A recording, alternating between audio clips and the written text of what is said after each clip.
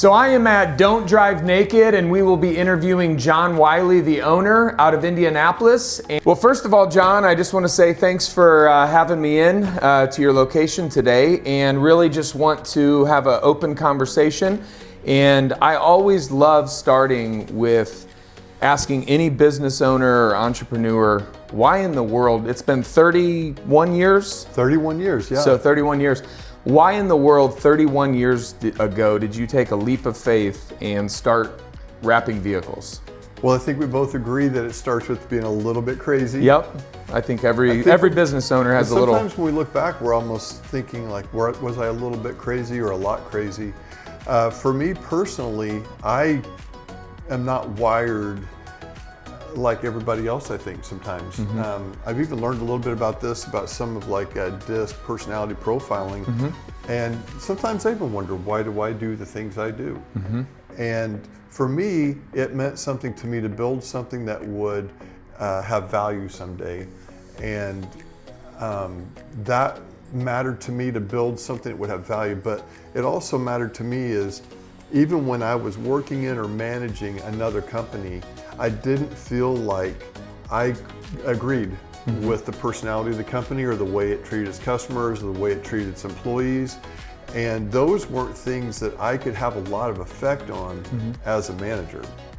For instance, the company I worked for before this was up till 95. They went out of business and they were struggling before I left, but I realized that we weren't getting anywhere. Yeah. We were just digging our hole deeper and deeper. And I got a lot of opportunities to run another business division, and that gave me some experience. I actually got to see profit and loss statements, and I had an active involvement in what other people made, although I didn't have the authority to give them a raise. Right. Or to. You were kind of handcuffed. Kind of handcuffed, yeah, in a lot of ways. And those things were meaningful to me. Yeah. So I think what we'll find out a lot with business owners is meaningful, and doing things that are meaningful mean a lot to them. Yeah. It's like, how important is it? I know that you and I have talked a lot about how what we do affects other people's lives, and we definitely care about that. Yep. Absolutely. And trying to create an environment and a culture within your own business that is supportive to the people that are a part of it. Absolutely. And letting them feel like they're not just an employee, but an actual part of your company. Absolutely. Yeah. Because, you know, not everybody should be a business owner, like we were talking about, but they are still the owner and manager of their own lives. They decide who they're going to work for and who they're going to invest their time. Yep. I think more and more people are aware of the years passing by, the days passing by, like, who do I want to invest my time with? If I spend 5 years with company XYZ and I hate my job, was it worth it just to feed my family? Yeah. And you and I want to give people opportunities where they don't have to make that choice. We want them to say, I love investing my time with this company. I make a great living, and I'm able to take great care of my family. Yep. One of the other things that I always find with even being a small business owner myself, and you as well, what are some of the biggest struggles that a small business owner, if you were talking to a listener out there, or maybe a current client, or maybe hopefully a future client, what are some of the biggest struggles that you come across as a small business owner running this on a day-to-day?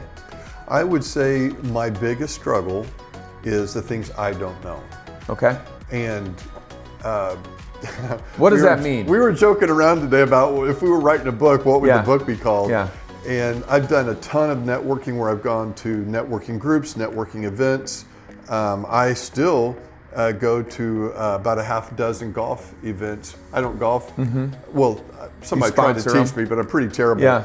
But I sponsor, stand at the hole, and I get to meet everybody coming through. So very much a people person. I like listening to what's going on in other people's lives, etc. And the one thing that I noticed in some of the networking I would do is people would come up and say, you know, what you got to do is you got to work smarter, not harder. And I was just thinking to myself, you know, and I looked at them kind of funny. I'm looking at them, but what if you're dumber? Yeah. And they start getting mad at me, like, are you calling me dumb? I'm like, no, but I'm just saying, what if what if I'm dumber? Yeah. Then what do I do? Yeah. And they're like, I don't know. I'm like, well, I have to work harder. Yeah. So I can sum up a whole lot of my life as I've had to work really, really hard in part, and some of it you're just going to have to do as a business owner, but in part, some of it was because I just didn't know better. Yeah. What we don't really know about as business owners, and this is the number one thing I try to extract out of whoever wants to start their own business, is are you a technician that wants to start his own business? Because that's about 70% of all of us. We started out as a technician, we got really good at what we did, and we thought, well, I'll make more money if I own my own business doing the technical work. But one thing we don't know about, two things really, we never were business people, and we don't know anything about marketing. And we think that how we wrap a car or how we fix a furnace or how good a plumber we are and all the tools we have and what's in our van, we think that is going to set us up for success. But without the marketing piece, we're just the best kept secret on the planet, and we'll go broke. Working 80 hours a week, getting paid for 40. And I love the fact that we're part of the marketing arm or leg of, Vehicle Wraps is just part of marketing. But I'm mostly fascinated with marketing. And what I'm also fascinated with is what I don't know about marketing. So you never know it all, but you're always learning. And you're always sharpening yourself to make better decisions when it comes to marketing. But I mean, aren't we still, as fast as things change, we're still wondering, how much of my marketing budget's organic? How much is pay-per-click? I don't know. I was just telling you today, when I get in the car and I want to go make sales calls, do I really want the great big account that's never going to pay any margins anymore? Going to knock you down, beat your price down. Maybe I don't want that anymore. Maybe I just want to have a better relationship with the companies where I'm dealing with the owner of the company, like yourself. I have a much better results working with the owners. Well, I think the smaller client and customer they really feel value in what you provide as a service. And I think that leads into kind of another question. If you were talking to a listener out there that maybe they own a business and they were looking to have some vehicles wrapped and start branding their company, like most are doing today, what is something that kind of separates Don't Drive Naked from any? I mean, I'm sure there's other decent wrap companies out there. But what is something that really kind of separates the way you run your business and your team from some of the other competitors out there? I feel like we have to think of ourselves as the customer first. That means a lot of people that come here are not finely tuned to the marketing aspect. So I have to care about whether this wrap is going to work for them or not. So my question to my customers is, what do you want to accomplish with this wrap? How I get there is, who are you talking to? Who are your customers? So let's say you're at heating and cooling, and I would like to know, is most of your business residential, commercial, or industrial? If it's residential, then you're going to want a lot more of a louder presence, I guess, to rise above the din or the noise of all the other vehicles on the road. You have to be different. Your marketing might have to be a little more disruptive. So with you, I remember 15 years ago when we were talking, and you had the idea of the plumbing, heating, paramedics, and that idea is a disruptive idea. And then we built. You told us what you wanted, but we basically just built designed the graphics together. around with what you asked for. You said you want it to look like a real ambulance. And then you got pulled over because it looked too much like a real ambulance. Then we started having customers running over to our job sites and thinking that the ambulance was there, and I was like, don't you see the big 6-foot plumbing and heating in front of paramedics? But I remember it worked so well that you had us take off some of the fake lights. That was funny. It's like we did such a good job that people truly thought.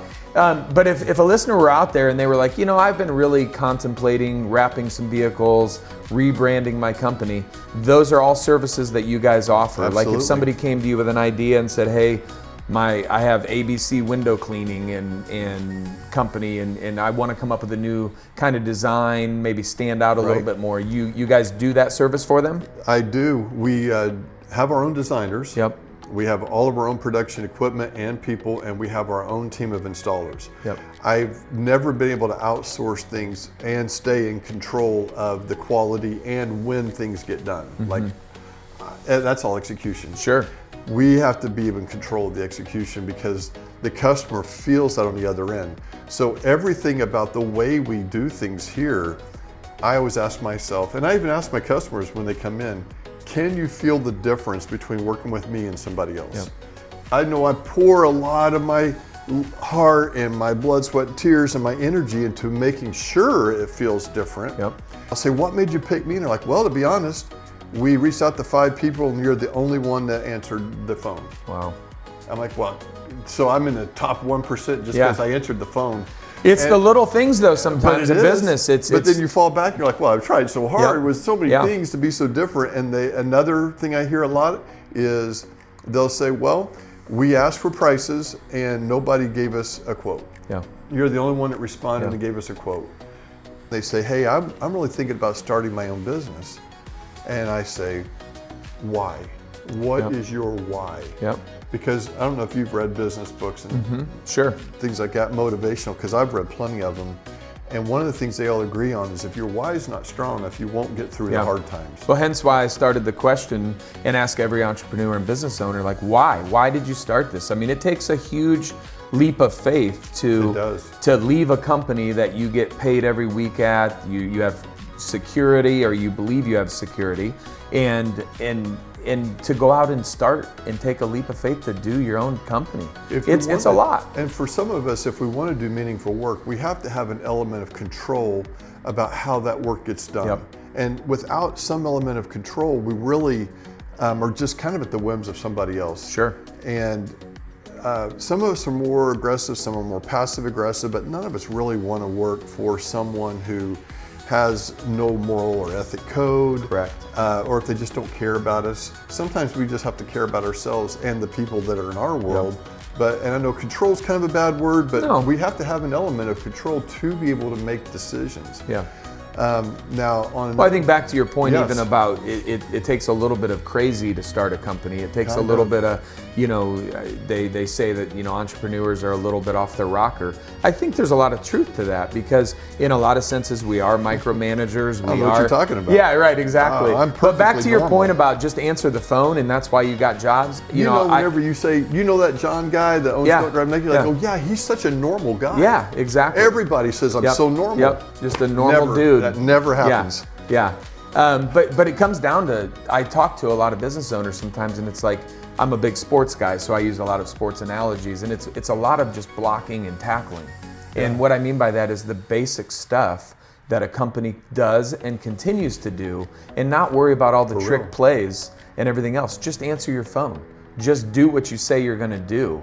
Just be on time when you tell a customer that you're going to be there at noon. Be there at noon, or make sure you're communicating with them. And I think that's where a love lot that of you things said gets that. lost. It's just blocking and Because that tackling. means so much to me. Yeah. That all I have is my reputation. Yeah. And it's not built around disruptive marketing. It's built around when they think of me, did I always do what I said I was going to do? That means so much to me. And I'm really glad you brought that. You made that a point. Yeah. Because I feel like if we work for somebody that doesn't have those values, it really hurts us. Yep. Yeah. And there's always somebody cheaper, in our industry, in your industry, there's always somebody cheaper, but I can attest to this relationship because I've been bringing vehicles, probably 60, 70 vehicles over the last 15 years that I continue to use Don't Drive Naked because I trust them. One of the things I wanted to mention is I think there's a lot of, for the listeners, there's some myths to wrapping. And one of the myths that I hear is that, when you put that wrap on, it actually destroys and hurts the factory paint. Does a wrap, if it's not left on for 15 years in the baking sun in Right. Arizona, That'll does ruin does it hurt the paint underneath? No, actually protects the paint. Yeah. So it's the exact opposite. And in some, like in Europe, I remember when I started doing full wraps, they were doing a lot of vehicle leasing, and they would add like residual value to the vehicle because they knew if it was fully wrapped, Okay. the paint would look like new in Yeah, 3 when they years took when it they off. took it back Yeah. off. So that was actually Almost better. like a PPF film. It is very similar Yeah. to that. Not as thick and not as flexible, and not as repairable. A lot of times, in a lot of ways, it protects the paint. Like you said, though, if they leave it on past the point of where the vinyl on the horizontal surfaces, like the roofs and hoods, when they start to crack, as soon as you see cracks, that's when you need to make a plan to get it off. Gotcha. Because the cracking will accelerate until the pieces are so small that you're picking them off with little bits at a time. Yeah. And then the removal could cost more than the vehicle's worth. Yeah, I've always looked at a wrap that, you know, our vehicles, our guys typically drive 25 to 30,000 miles a year. So by the time our vehicle has 150,000 miles on it, we're probably replacing it anyhow. Yep. Not even because it looks bad, but so I always looked at a wrap that it's about a 5 or 6 year shelf life, Yep. and then you can push them. I've pushed them further because the truck didn't have as many miles on it, but about that time is when you're probably trading or upgrading your vehicle. Most of the time, yeah. I've seen a few exceptions where the vehicle was a specialty vehicle, Yeah. like a crane truck or something, they might didn't keep get for it. 10 years. Sure. And that's when I say, look, you really need to look at that as a 5-year investment and just re-wrap it every Yep. 5 years. Yep. The wrap material, obviously we use really good premium material, but anybody can use good material. I think that one of the reasons why people stay with us is because of the execution. Okay.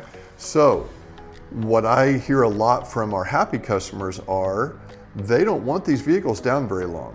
So I have to create a process where it's easy for them to buy it from me, easy for them to get it designed, easy for them to approve. Well, you also make But it really that- you also make it really easy. You know, I'm Sure. at the main location here down off of Emerson and 465, as I'm sure you guys have driven by it if you're in the Indianapolis area. But you also have a north location in Westfield, Right. which me being a north side customer, I'm able to so that convenience is huge to just drop new vehicles off there, have them wrapped, delivered to my I shop. wondered if it would be. Oh, it's When I huge. put that shop in 8 years ago, I didn't really know how that was going to Yeah. work out.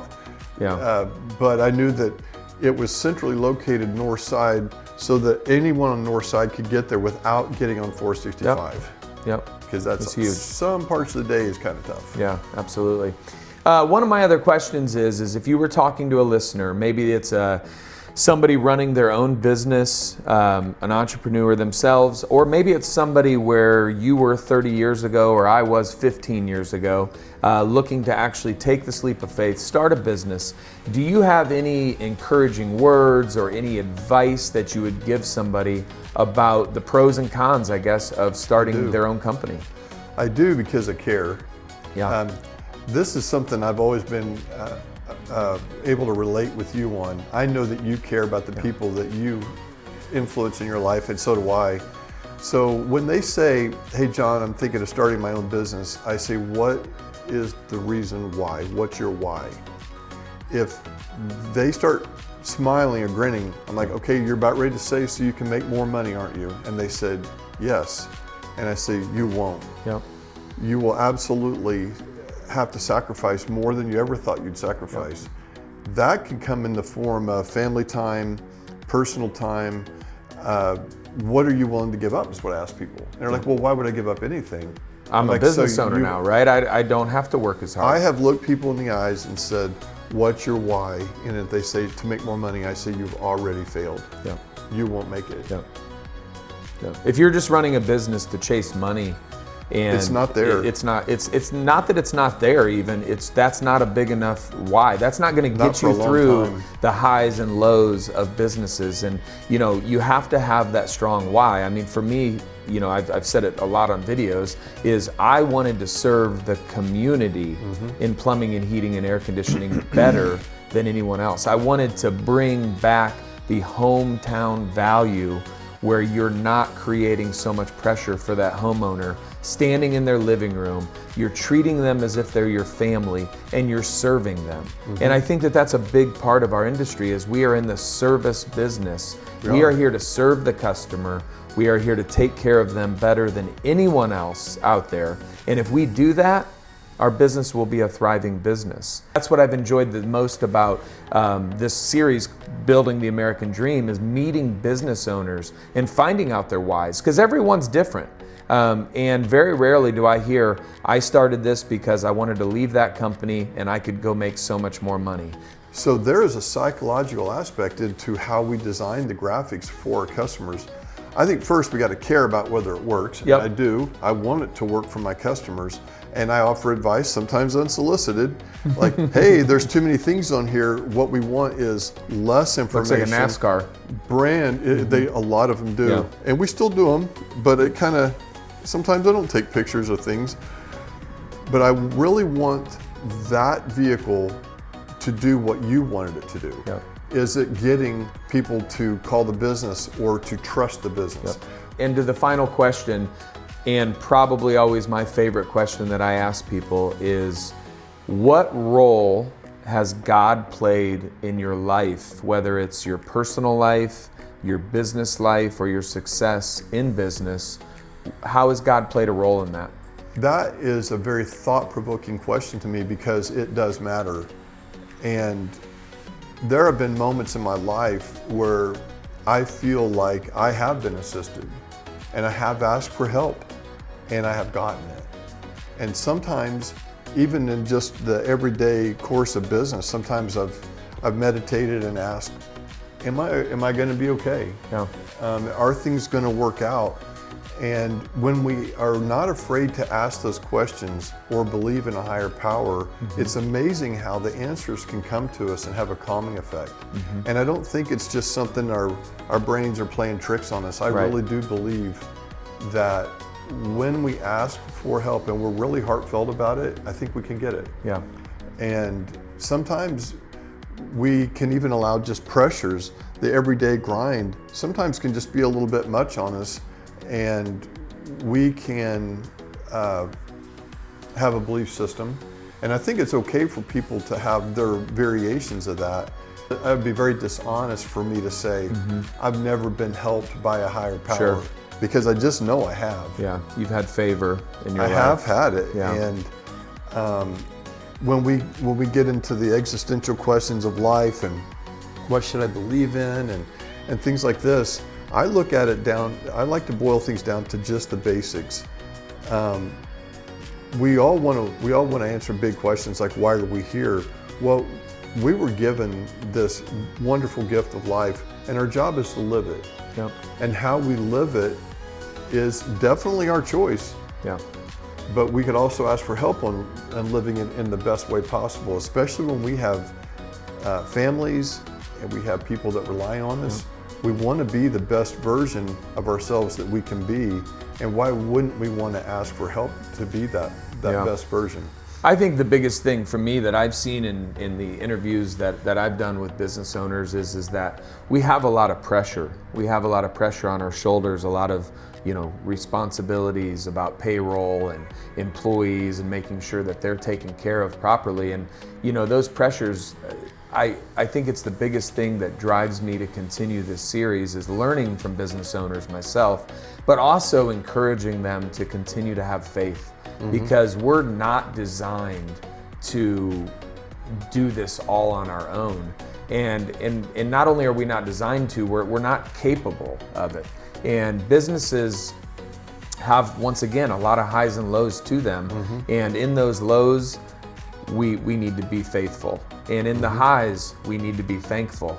And there's, it's like, do you only ask the Lord for help when you're drowning? When you're on the nice boat and you're not drowning, you should be thanking God for everything that you have as well. And that's just my belief, of course. Right. And I feel like more business owners that understand that kind of take a little, like a deep breath and realize that it's not all on their shoulders and that He's the one truly in control. And I believe that 31 years ago, He gave you the ability to, number one, have the guts to do this and going to see this thing through. And I don't know about you, if you ever have that little, evil one on your shoulder saying, John, you can't do this. You're not good enough. You're going to fail. Yeah. You're not going to make it through this. And it's like, no. We All are the time. Yeah, it happens. And I think every business owner has that. And it's how do they navigate through those times to realize that no. That's all fear. And fear is of the evil one, and fear is not going to rule my life. I am here for a can't. reason. You and can't let it, but it's hard to do on your own. It is. So I want to share one thing with you Yeah. that has increased my quality of life, my level of happiness, and absolutely every moment, I don't know how to say it exactly, but I want to be, and I have been driven quite a bit, but I want to be completely driven by gratitude. Yep. So a lot of people will think about praying to God in times of deep stress or turmoil, may not even like the answer, may be upset that things worked out badly, Yep. and a lot of times may want to blame a higher power. I've come to my own conclusions of like listening to a lot of podcasts and talking to a lot of people. I start everything with, I'm so thankful that I have the people in my life that I have now. Yeah.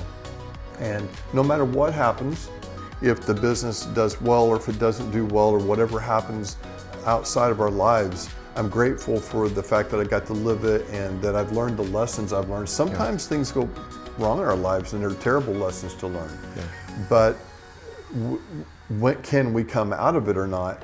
And what to your point of, I don't know how anybody can really feel like they got through life or were successful all on their own. Yeah. Because that also devalues what other people might have contributed and Yep. sacrificed alongside you Yep. to get you where you are. A lot of people brought us to the dance. A lot and of a lot of people people have did. been loyal. So whenever in my meditative state where I pray, I start out with, I try to, the things I'm thankful for. Yep. Sometimes if I can't sleep at night, I think, okay, let's just start thinking about the things that we're really grateful for.